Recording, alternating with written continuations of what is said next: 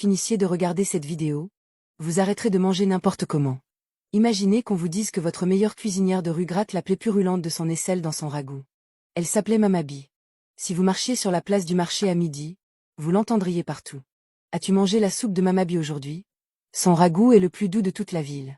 Personne ne cuisine comme Mamabi. Des commerçants venus de villages lointains, des fermiers revenant de leurs champs, des voyageurs de passage, même des chefs et des anciens. Tous s'arrêtaient au petit étal en bois de Mamabi. Je ne me lasse pas du ragoût de Mamabi. La cuisine de Mamabi, c'est le paradis. Maintenant je comprends pourquoi mes enfants ne peuvent plus se passer de son ragoût. Sa soupe dégageait une odeur qui flottait dans tout le marché et son ragoût avait un goût si riche que les gens léchaient leurs doigts et nettoyaient leurs assiettes. Personne ne pouvait l'expliquer. De nombreux cuisiniers ont essayé de copier ses recettes. Certains ajoutaient plus de poivre. D'autres ajoutaient du poisson fumé. Certains utilisaient des épices spéciales apportées de Lagos. Mais aucun d'entre eux ne parvenait à préparer une nourriture ayant le goût de celle de Mamabi. C'était différent, étrangement délicieux, presque addictif. Mais caché derrière cette renommée se trouvait un secret que personne en ville n'aurait pu imaginer. Mamabi vendait de la nourriture au marché depuis près de 15 ans. Elle était connue pour 3 choses. Son rire sonore, ses portions généreuses et son incroyable ragoût.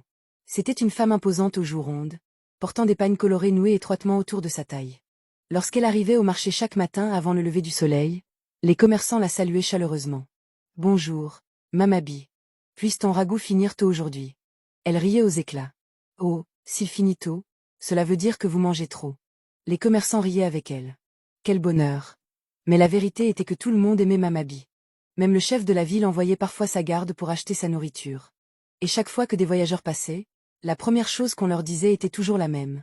Si vous voulez goûter le meilleur ragoût de cette ville, allez chez Mamabi. Mais la chose étrange était la suivante. Mamabi ne laissait jamais personne entrer dans sa cabane de cuisine. Pas même son assistante, pas même ses amis les plus proches. Quand venait le moment de cuisiner, elle entrait dans la petite cuisine en argile derrière son étal et verrouillait la porte de l'intérieur. Les gens le remarquaient, mais personne ne posait de questions car, quand la nourriture sortait, tout avait un goût parfait. Parmi les habitants d'Alo vivait un jeune homme nommé Quinl. Quinl n'était pas riche. Il n'était pas puissant. Mais tout le monde en ville le connaissait pour une chose. Quinl posait trop de questions. Si quelque chose d'étrange arrivait au village, Quinl était le premier à essayer de comprendre. Si une rumeur se répandait au marché, Quinl était celui qui cherchait à confirmer si c'était vrai. Certaines personnes l'aimaient, d'autres le trouvaient agaçant. Mais tous s'accordaient sur un point, la curiosité de Quinl était dangereuse. Et malheureusement pour Mamabi, Quinl aimait sa nourriture plus que quiconque. Chaque après-midi, avec la régularité d'une horloge, Quinl s'asseyait sur le même banc en bois à côté de son étal. Mamabi, appelait-il joyeusement, ajoute un peu plus de ragoût aujourd'hui. Mamabi riait fort. Quinl, si tu continues à manger comme ça, un jour tu finiras toute ma marmite. Quinl souriait. Si la nourriture a ce goût-là, Mamabi, je pourrais bien essayer. Il plaisantait ainsi tous les jours. Mais un après-midi, en léchant le ragoût sur ses doigts, Quinl posa une question simple. Mamabi, quel est ton secret? Mamabi s'arrêta.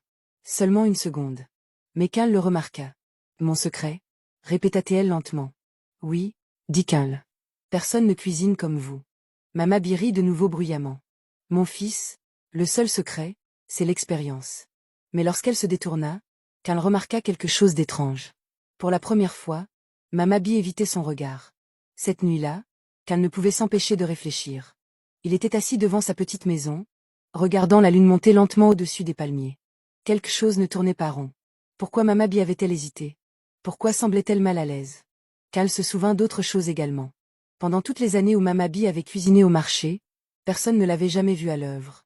Son assistante, une jeune fille tranquille nommée Sod, ne faisait qu'aider à servir la nourriture. Quinl lui avait une fois demandé nonchalamment. Sod, comment Mamabi prépare-t-elle ce ragoût? La jeune fille avait haussé les épaules. Je ne sais pas. Tu ne sais pas? Non. Elle verrouille la porte de la cuisine quand elle cuisine. Quinl se redressa en s'en souvenant. Elle verrouille la porte à chaque fois. Pourquoi? La plupart des cuisiniers aiment montrer leur savoir-faire, mais Mamabi cachait le sien. Quinl se rassit lentement et se murmura à lui-même. Cette femme cache quelque chose. Pendant ce temps, la renommée de Mamabi continuait de croître. Chaque jour, son étal devenait plus bondé. Des gens venaient des villages voisins. Des chauffeurs passant par l'autoroute s'arrêtaient juste pour manger sa nourriture. Certains clients disaient même des choses étranges.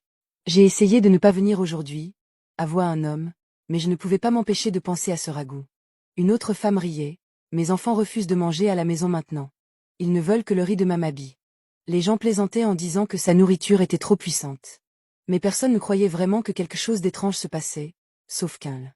Karl observait, et plus il observait, plus les questions surgissaient dans son esprit. Un soir, Karl prit une décision. Je dois voir ce qui se passe à l'intérieur de cette cuisine. Cette nuit-là, le marché se vida lentement. Les commerçants rangèrent leurs marchandises.